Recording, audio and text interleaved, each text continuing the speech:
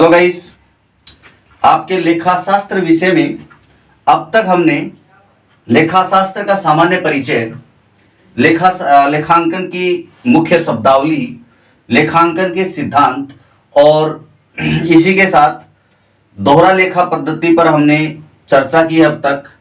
आज हम आपके सामने एक नया टॉपिक डिस्कस करने जा रहे हैं। देखिए, लास्ट वीडियो में हमने जो दोहरा लेखा पद्धति पर चर्चा की थी, उस दोहरा लेखा पद्धति में हमने खातों का वर्गीकरण और इसी के साथ डेबिट क्रेडिट के नियमों पर चर्चा की थी। तो खातों के वर्गीकरण, डेबिट क्रेडिट का जो नियम है वो प्रारंभिक लेखा पुस्तकों में व्यवहारों को दर्ज करते समय हमें काम में आने वाले हैं। लेकिन प्रारंभिक लेखा पुस्तकों में व्यवहारों को दर्ज किस प्रकार किया जाता है उनको हम बाद में डिस्कस करेंगे। लेकिन पहले आज हमारा टॉपिक होगा लेखांकन समीकरण। आज का हमारा टॉपिक है लेखांकन समीकरण।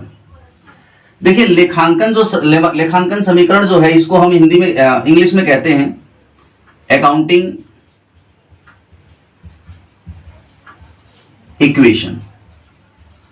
इसको इंग्लिश में अकाउंटिंग इक्वेशन कहा जाता है। और ये अकाउंटिंग इक्वेशन का अर्थ क्या होता है? देखिए, जो लेखांकन समीकरण होता है, तो समीकरण क्या होता है? एक मैथमेटिकल रिलेशन होता है। तो हम कह सकते हैं कि लेखांकन समीकरण एक गणितीय संबंध है। किसके बीच गणितीय संबंध होता है? संपत्ति और दायित्व बीच। संपत्तियों के बारे में आपने पढ़ा था लेखांकन शब्दावली में। संपत्तियां वे सभी वस्तुएं जो व्यापार को भविष्य में किसी न किसी प्रकार का लाभ प्रदान करेगी, वे सभी चीजें संपत्ति होती है। और दायित्व का अर्थ होता है कि कोई भी व्यापार के ऊपर कोई फाइनेंशियल रेस्पॉन्सिबिलिटी आ जाती है, यानी कि व्यापार को कुछ रुपए किसी को देने हैं। देने का कारण यह है कि या तो उधार पैसे लिए गए हैं या किसी से उधार में माल खरीदा गया है, इसके बदले किसी को पैसे चुकाने हैं, तो वो दायित्व होता है। तो यहाँ पे लेखांकन समीकरण क्या बताता है सर? लेखांकन समीकरण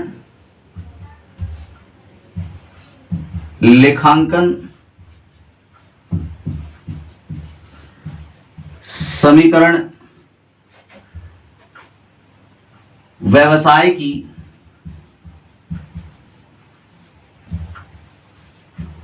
संपत्तियों तथा दायित्वों के मध्य गणितीय संबंध होता है। और ये गणितीय संबंध हमें क्या बताता है?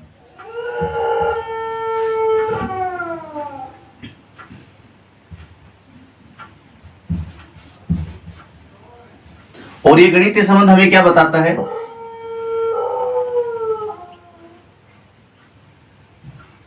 और ये गणितीय संबंध हमें क्या बताता है? ये गणितीय संबंध बताता है कि व्यवसाय की जितनी भी संपत्ति है,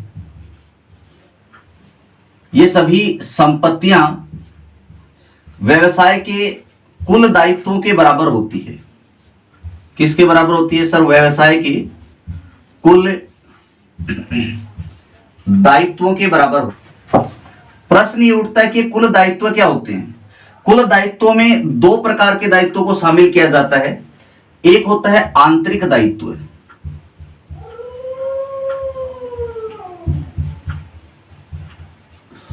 दूसरा होता है बाह्य दायित्व। बाह्य दायित्व। तो कुल दायित्व में आंतरिक दायित्व और बाह्य दायित्व को शामिल किया जाता है। और ये जो आंतरिक दायित्व होते हैं, इनको पूंजी कहा जाता है। और ये जो दायित्व है, बाह्य दायित्व, इनको दायित्व ही कहा जाता है। इसका अर्थ लेखांकन समीकरण में बताता है संपत्ति बराबर कुल दायित्व है। कुल दायित्व में पूंजी और बाह्य दायित्व आते हैं। तो आप क्या कह सकते हैं सर? आप ये कह सकते हैं कि लेखांकन समीकरण क्या हो जाएगा? संपत्ति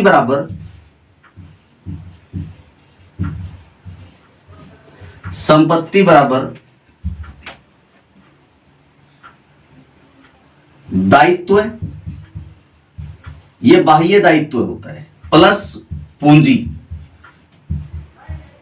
यानी कि व्यापार स्वामी द्वारा लगाया गया धन व्यापार का आंतरिक दायित्व है। बाह्य लोगों का व्यवसाय पे जो क्लेम बनता है वो दायित्व, यानी कि बाह्य दायित्व। ये आंतरिक दायित्व है, ये बाह्य दायित्व है। तो संपत्ति बराबर दायित्व प्लस पूंजी। तो ये एक लेखांकन समीकरण है। इस लेखांकन समीकरण को इस प्रकार भी लिखा जा सकता है, पूंजी बराबर संपत्ति माइनस दायित्व।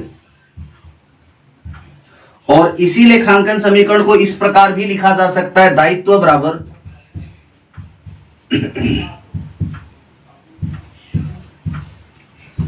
संपत्ति माइनस पूंजी। इस प्रकार भी लिखा जा सकता है। तो इस प्रकार मूल लेखांकन समीकरण है संपत्ति बराबर दायित्व प्लस पूंजी, जबकि इस समीकरण के आधार पर ये दो समीकरण और बनाए जा सकते हैं, लेकिन मूल समीकरण यही होता है। देखिए मूल समीकरण को जब हम रखते हैं, क्या होता है मूल समीकरण? सर मूल समीकरण है संपत्ति को इंग्लिश में क्या बोलते हैं? एसेट्स। संपत्ति बराबर दायित्व प्लस पूंजी, दायित्व प्लस पूंजी, ये अपना मूल समीकरण था।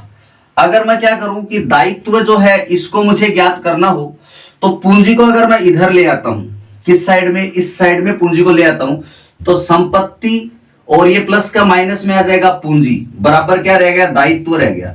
तो दायित्व का अर्थ क्या हो गया? दायित्व का अर्थ हो गया संपत्ति माइनस पूंजी, तो दायित्व बराबर संपत्ति माइनस पूंजी हो गया। इसी प्रकार अगर मुझे पूंजी ज्ञात करनी है, तो दायित्व को मैं क्या करूंगा? इधर ले आऊंगा, तो संपत्ति, इसमें से दायित्व प्लस के थे, इधर आके माइनस में हो जाएंगे, तो माइनस दायित्व बराबर में क्या रह जाएगा? सर पूंजी रह जाएगी। तो पूंजी का अर्थ क्या हो गया? संपत्ति माइनस दायित्व, तो संपत्ति माइनस दायित्व पूंजी हो गया। तो इस प्रकार हम क्या कर सकते हैं? लेखांकन समीकरण को इस प्रकार भी लिख सकते हैं, पूंजी बराबर संपत्ति माइनस दायित्व और दायित्व बराबर संपत्ति माइनस पूंजी। लेकिन मूल लेखांकन समीकरण की जब बात की जाती है, तो होता है संपत्ति बराबर दायित्व प्लस पूंजी, या पूंजी प्लस दायित्व भी कह सकते हैं, कोई प्रॉब्लम नहीं है। अब जब भी हम एक बात हम बता देते हैं, जब भी कोई व्यापार में कोई लेन देन होता है, कोई भी व्यवहार होता है, तो प्रत्येक व्यवसायिक लेन देन के बाद लेखांकन समीकरण सिद्ध होता है। लेखांकन समीकरण हमेशा यही बना रहेगा प्रत्येक लेन देन के बाद। तो हम यहाँ एक बात लिख सकते हैं, यहाँ एक बात नोट लगा के आप लिखो यहाँ पे नोट।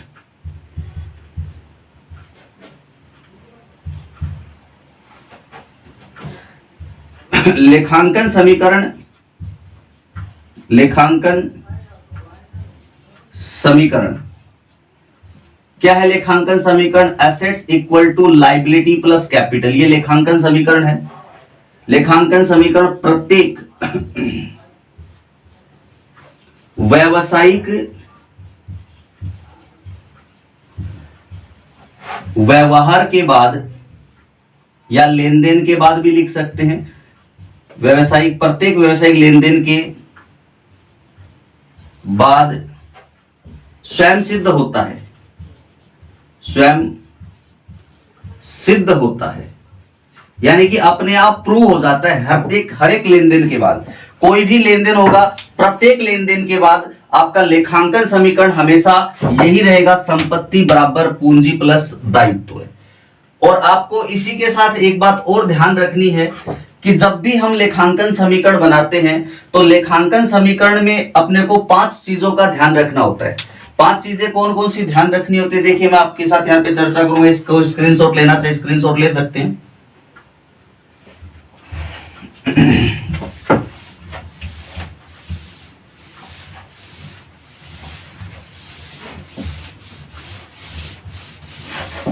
देखिए कौन कौन सी 5 चीजों का आप ध्यान रखेंगे यहाँ पे।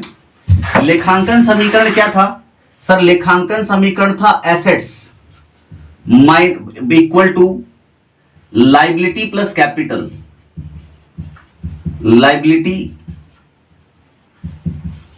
Plus capital. अच्छा एसेट्स मतलब क्या था? संपत्ति, संपत्तियां बराबर दायित्व प्लस पूंजी। ये लेखांकन समीकरण था, हिंदी और इंग्लिश में मैंने दोनों में लिख दिया। अब इस लेखांकन समीकरण में 3 लेखांकन शब्दावली तो आपके सामने है, कौन कौन सी? संपत्ति, दायित्व और पूंजी। लेकिन 2 लेखांकन शब्दावली आपको अतिरिक्त ध्यान रखनी होगी, कौन कौन सी? खर्चे और आय। हमेशा ध्यान रखो, जब भी व्यवसाय में कोई खर्चा होगा या व्यवसाय को कोई हानि होगी, तो व्यवसाय में होने वाले खर्चे और हानियों से पूंजी में कमी आ जाती है, और व्यवसाय में होने वाले लाभों से पूंजी में क्या हो जाती है, वृद्धि हो जाती है। क्योंकि देखिए व्यवसाय का कोई खर्चा या कोई हानि है, तो खर्चा और हानियां क्या करती है, स्वामी के अंशदान को कम कर देती है। और अगर कोई लाभ होगा तो वो स्वामी के अंशदान को बढ़ा देता है, और स्वामी का अंशदान कौन सा होता है, पूंजी होता है। तो आपको हमेशा ध्यान क्या रखना है, जब भी लेखांकन समीकरण बनाओगे तो बस इतनी सी बात ध्यान रखोगे। क्या ध्यान रखोगे सर, जब भी कोई खर्चा होगा तो पूंजी में आपको समायोजन करना है। पूंजी में क्या समायोजन करना है, कोई भी खर्चा हुआ या कोई भी हानि हुई तो पूंजी में जोड़ देंगे, और खर्चा और हानि को पूंजी में से घटा देंगे। इसके अलावा कोई भी लाभ होगा या कोई भी प्रकार की आय होगी तो उसे पूंजी में जोड़ दिया जाता है। यह बात आपको ध्यान रखनी है। पूंजी में दो प्रकार के समायोजन है, खर्चों को घटा दिया जाता है और आय लाभों को जोड़ दिया जाता है। तो जब भी आप लेखांकन समीकरण बनाएंगे तो इस बात का अवश्य ध्यान रखेंगे कि खर्चे हानियों से पूंजी कम होती है और आय लाभों से पूंजी क्या होती है, बढ़ जाती है। तो आपका लेखांकन समीकरण क्या होगा, assets equal to liability plus capital. और प्रत्येक व्यापारिक लेन देन के बाद लेखांकन समीकरण स्वयं सिद्ध हो जाता है, यानी कि हमेशा asset equal to liability plus capital ही आएगा, चाहे कोई भी आप व्यवसायिक व्यवहार किए हो। देखिए एक प्रश्न इससे संबंधित हम करेंगे और उसमें पता करेंगे क्या लेखांकन समीकरण स्वयं सिद्ध होता है। तो इसको मैं मिटा रहा हूं।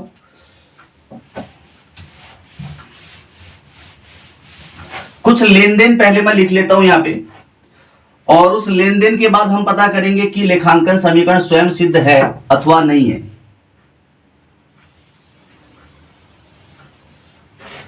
यहां ये लिखा मैंने प्रश्न, और इस प्रश्न में मैंने पहला प्रश्न लिखा, राम ने रुपए 4 लाख से व्यवसाय प्रारंभ किया। व्यवसाय प्रारंभ किया, पहला लेन देन। दूसरा लेन देन मैंने यह लिखा, रुपए 50,000 का माल क्रय किया।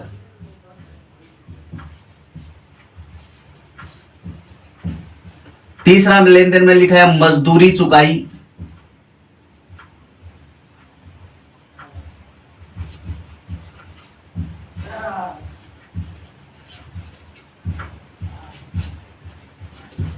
रुपए 3,000।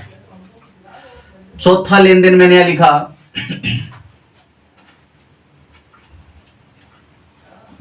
गोविंद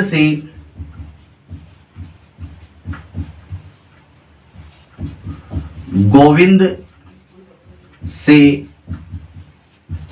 उधार माल क्रय किया, रुपए 10,000। अगला लेन देन लिखा, रुपए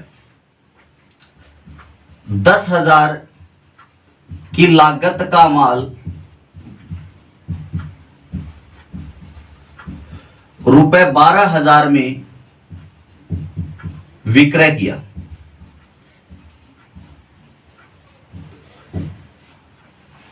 तो ये 5 लेन देन हमने आपके सामने लिखे हैं, और इन 5 लेन देनों से आपको क्या करना है, लेखांकन समीकरण बनाना है। तो यहां लिख देता हूं प्रश्न में मैं, उपरोक्त लेन देनों से लेखांकन समीकरण बनाइए। लेखांकन समीकरण बनाओ। तो चलिए इनसे हम लेखांकन समीकरण बनाएंगे। तो जब हम इन लेन देनों से लेखांकन समीकरण बनाएंगे तो देखिए लेखांकन समीकरण बनाते टाइम आप एक कुछ सिस्टमेटिक फॉर्मेट बना लेंगे। तो लेखांकन समीकरण बनाते समय सबसे पहले आप एक सिस्टमेटिक फॉर्मेट बना लेंगे। यहां आप लिखना चाहे तो एक कॉलम छोड़ सकते हैं अपने व्यवहार के लिए, और इसके बाद एक कॉलम छोड़ देंगे आप एसेट्स के लिए। किसके लिए? एसेट्स के लिए सर एक कॉलम छोड़ दिया जाएगा, यहां आ जाएगी एसेट्स।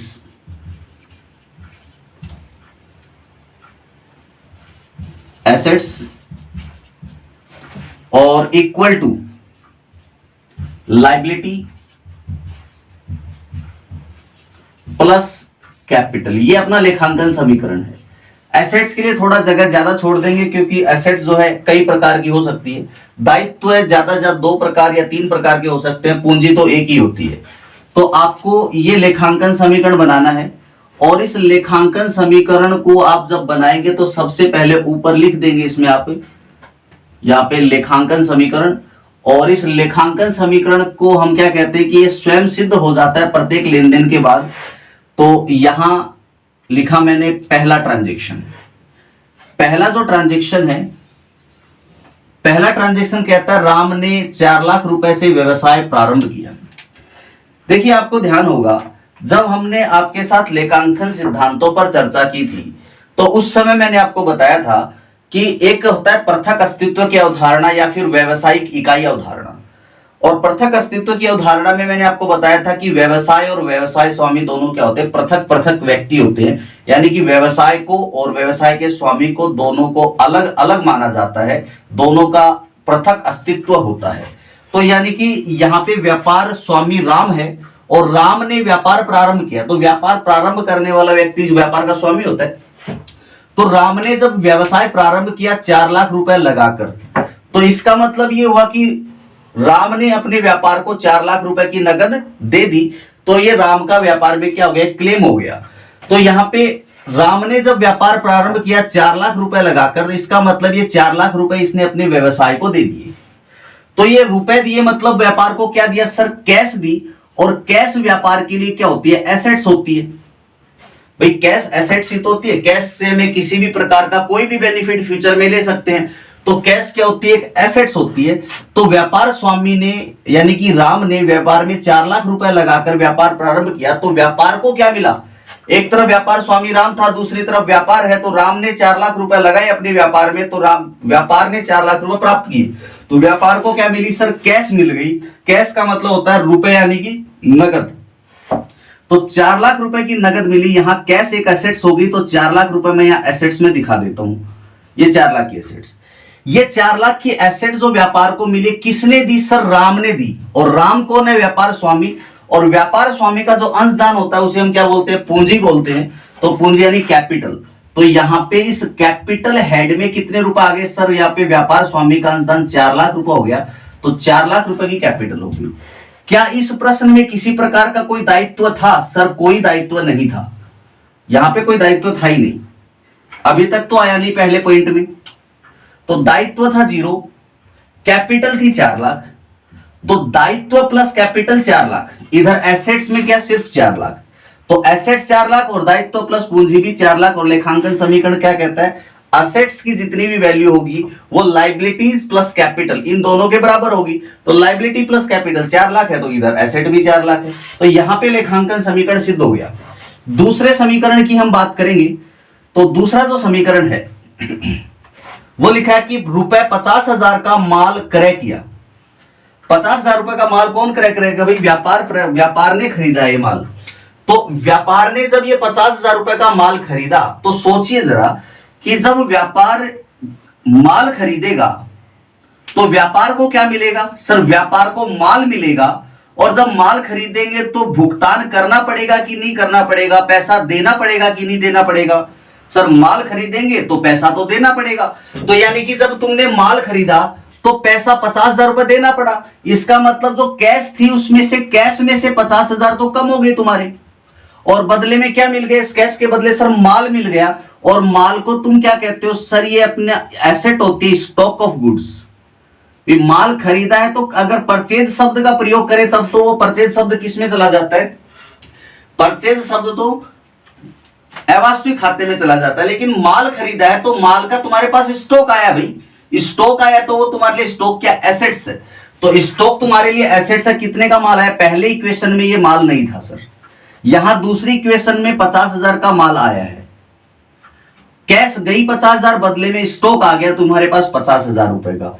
तो इसका मतलब इसका कोई प्रभाव लाइबिलिटीज पे पड़ा क्या सर, कोई प्रभाव नहीं पड़ा। प्लस इसका प्रभाव कैपिटल पे पड़ा। सर कोई प्रभाव नहीं पड़ा। कैपिटल पे प्रभाव कब पड़ता? या तो कोई आय होती या कोई खर्चा होता तो कैपिटल पे प्रभाव पड़ता। तो अब इस इक्वेशन से एक नई इक्वेशन बनाओ, क्या सिद्ध हो जाती इक्वेशन देखेंगे अभी। तो यहां लिखा मैंने नया समीकरण, नया समीकरण या न्यू इक्वेशन लिख दें तो बहुत अच्छा रहेगा। New equation, new equation. तो बताओ जरा नई इक्वेशन क्या है। तुमने 4 लाख रुपए तुम्हारे पास थे, 50,000 का माल खरीद लिया, 50,000 की कैश गई, तो 3,50,000 रुपए तुम्हारे पास कैश रहेगी। बिजनेस में कैश कितनी रहेगी सर? 3 लाख। 3,50,000 की सर बिजनेस में कैश रहेगी। प्लस स्टॉक पहले 0 था, 50,000 का माल तुम्हारे व्यापार में आ गया स्टॉक, तो स्टॉक रह गया तुम्हारे पास कितने का सर? 50,000 का। बराबर लाइबिलिटीज क्या सर? 0 है। प्लस 4 लाख रुपए की तुम्हारे पास कैपिटल है। सोचो लाइबिलिटी प्लस कैपिटल कितना, जोड़ लगाओ सर। ये तो 4 लाख है, इधर इनका टोटल करो एसेट्स का, ये दोनों एसेट्स है मिला के, तो दोनों एसेट्स मिला के 4 लाख। इधर लाइबिलिटी प्लस कैपिटल कितने? 0 प्लस 4 लाख यानी 4 लाख। तो 4 लाख इधर, 4 लाख इधर। तो यहाँ पे अकाउंटिंग इक्वेशन अपने आप क्या होगी? सिद्ध होगी। इसके बाद तीसरा ट्रांजेक्शन क्या दिया वो देखिए। तीसरा ट्रांजेक्शन दिया हुआ मजदूरी चुकाई 3,000 रुपए। चलिए आपने मजदूरी का भुगतान किया, तो मजदूरी कोई वस्तु तो है नहीं कि जो आपने उठाई और दे दी। अगर मजदूरी का भुगतान कर रहे हैं इसका मतलब आप क्या कर रहे हैं? सर हम नकद का भुगतान कर रहे हैं, पैसे दे रहे हैं। तो पैसे दिए 3,000 रुपए दिए, तो कैश में से 3,000 कम हो गए सर। 3,000 रुपए कैश में से कम हो गई। अब इसका प्रभाव कहां पड़ेगा? अब ये जो मजदूरी चुकाई, मजदूरी आपके व्यापार के लिए क्या है सर? खर्चा हो गया। और खर्चे को आप क्या करेंगे सर? कैपिटल में से माइनस करेंगे। तो यहां इसको कैपिटल में से माइनस करेंगे 3,000 रुपए को। इसका प्रभाव यहां नहीं पड़ा, यहां भी कोई प्रभाव नहीं हुआ। अब इस तीसरे व्यवहार लेन देन की वजह से आपका नया समीकरण क्या बनेगा? तो यहां लिखो न्यू इक्वेशन। क्या लिखना है सर? न्यू इक्वेशन नाम लिखना। न्यू इक्वेशन क्या बनेगी? 3,50,000 में से 3,000 गए, तो 3,47,000 की कैश तुम्हारे व्यापार में रहेगी। 50,000 का माल था 0, अब कोई प्रभाव पड़ा ही नहीं इस पे। तो 50,000 का स्टॉक पहले भी था, स्टॉक अब भी तुम्हारे पास 50,000 ही है, तो स्टॉक पे कोई फर्क नहीं पड़ा। ये 50,000 स्टॉक में आ जाएंगे। इसके बाद बराबर लाइबिलिटी तो अब तक 0 है, प्लस 4 लाख की तुम्हारे पास कैपिटल थी। व्यवसाय स्वामी का अंशदान कितना था? 4 लाख था। उसमें से व्यवसाय के खर्चे 3,000 के हो गए। इसका मतलब पूंजी कितनी रह गई?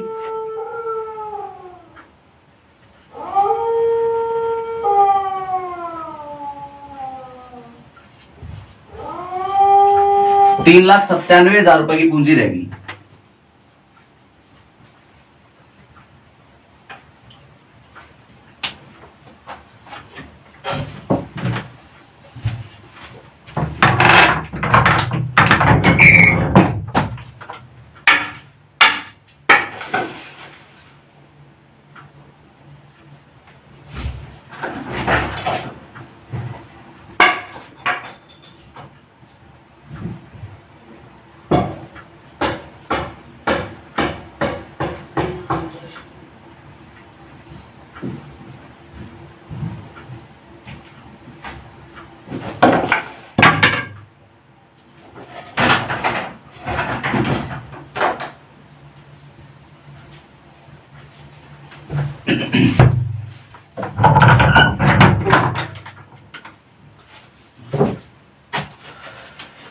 तो पूंजी रहेगी 3,97,000। अब लगाइए टोटल, या नई इक्वेशन सेटिस्फाई हो रही है क्या? 0 प्लस 3,97,000, लाइबिलिटी 0 और कैपिटल 397, टोटल कितना हो रहा है? 3,97,000। इधर कैश 3,47,000 और स्टॉक 50,000, टोटल कितना हो गया सर? 3,97,000 ही हो गया। तो नई इक्वेशन जो बनी है, यहां एसेट्स में 397, इधर लाइबिलिटी प्लस कैपिटल में भी 3,97,000। अकाउंटिंग इक्वेशन सेटिस्फाई स्वयं सिद्ध होगी। चौथी इक्वेशन क्या बनेगी?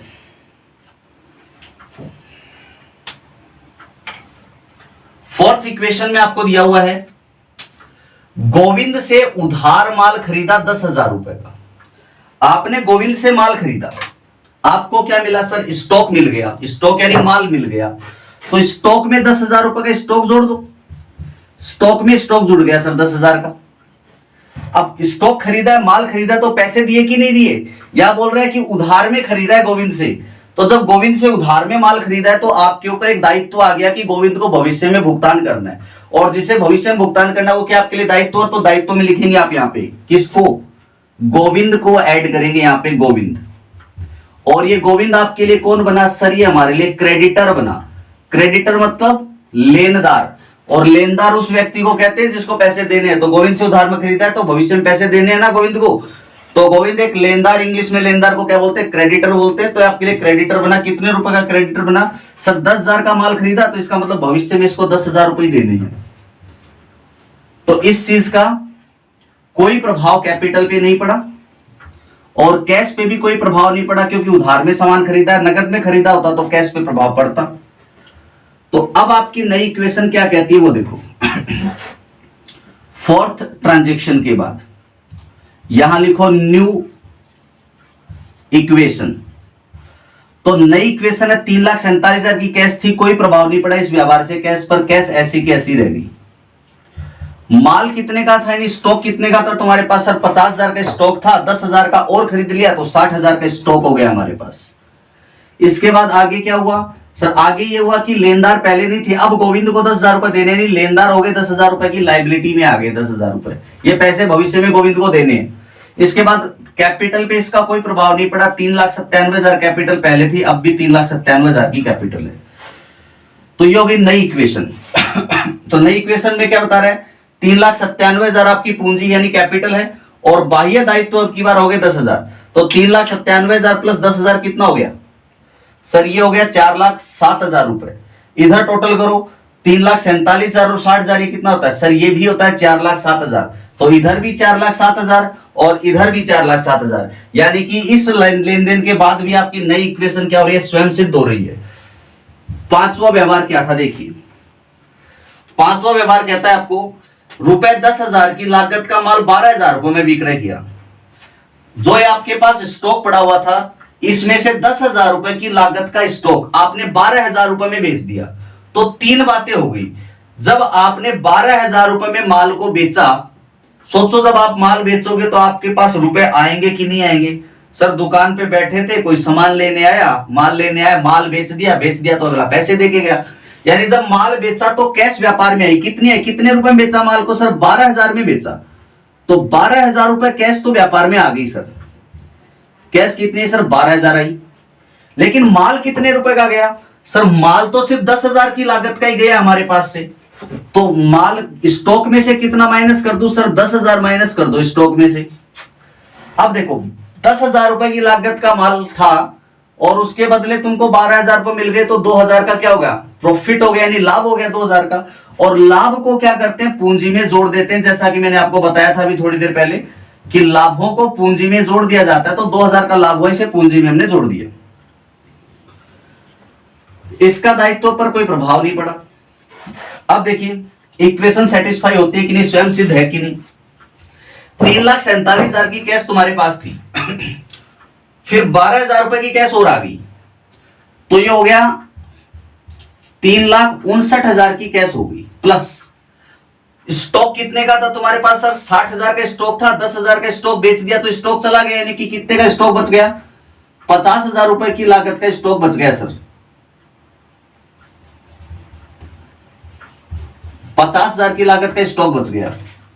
बराबर दायित्व थे 10,000 की और पूंजी होगी 3,99,000 की पूंजी होगी, क्योंकि 2,000 रुपए लाभ के जुड़ गए पूंजी में, पूंजी बढ़ गई लाभ होने से। तो ये इक्वेशन देखो सेटिस्फाई हो रही कि नहीं हो रही। 3,99,000 प्लस 10,000 कितने हो गए सर? ये हो गए अपने 4,09,000 हो गए। इनका टोटल लगाओ 3,59,000 प्लस 50,000 कितने हो गए सर? 4,09,000 हो गए। तो एसेट्स कितनी थी? 4,09,000 और इधर लाइबिलिटी यानी दायित्व और पूंजी, लाइबिलिटी और कैपिटल मिला के कितने? 4,09,000 और इधर भी 4,09,000 एसेट्स है। तो यानी कि assets equal to liability plus capital. यहां पे भी इक्वेशन क्या होती है? स्वयं सिद्ध हो जाती है। अब ये इस क्वेश्चन का लास्ट लेन देन था और जब लास्ट लेन देन होता है तो न्यू इक्वेशन नहीं लिखते, इसको फाइनल इक्वेशन यानी कि अंतिम इक्वेशन लिखते हैं, फाइनल इक्वेशन। क्या लिखते हैं? फाइनल इक्वेशन लिखते हैं यहां पे। तो इस तरह आपको क्या करना, लेखांकन समीकरण बनाना है। तो इसका मतलब ये हुआ कि सर लेखांकन समीकरण स्वयं सिद्ध होता है। क्या होता है sir? Assets equal to liability plus capital, हर एक लेन देन में लेखांकन समीकरण सिद्ध हो जाएगा। तो ये था आपका लेखांकन समीकरण। तो चलिए मिलते हैं लेखांकन समीकरण के कुछ और क्वेश्चन के साथ नेक्स्ट वीडियो में। Thank you very much.